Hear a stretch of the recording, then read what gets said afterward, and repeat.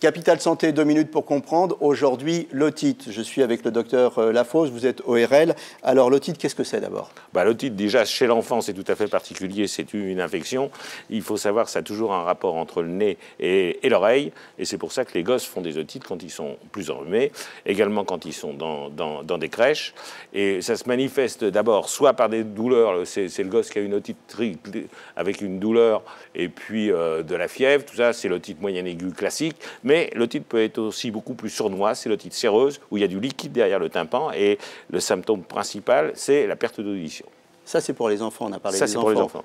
Les adultes font des otites aussi? Les adultes font également des otites. Parce que des otites virales, c'est classique, ça fait très très mal, et ça passe vite avec de la fièvre. Et puis il y a les otites externes, c'est-à-dire c'est une infection cutanée du conduit, c'est très très douloureux. Ça arrive quand on se gratte un petit peu trop l'oreille ou quand on va... Symptômes, c'est on a une douleur aiguë dans l'oreille, c'est ça?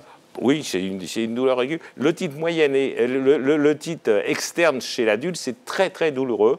Ça arrive souvent après les bains, chez les gens qui ont un petit peu d'eczéma du conduit, qui ont tendance à se gratouiller l'oreille. Grave, pas grave?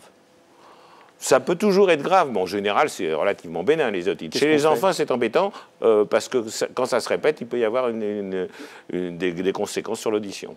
Donc, complications possibles, perte d'audition, traitement. Alors, le traitement, quand c'est une otite vraiment infectieuse, il faut donner des antibiotiques.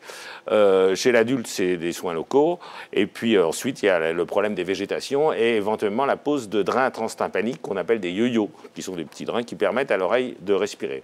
Dans tous les cas, en cas de perte d'audition, on ne sait pas ce que c'est une otite ou pas. Dans tous les cas, allez très vite voir son ORL. Exactement. Voilà, c'était 2 minutes pour comprendre. À bientôt et d'ici là, portez-vous bien.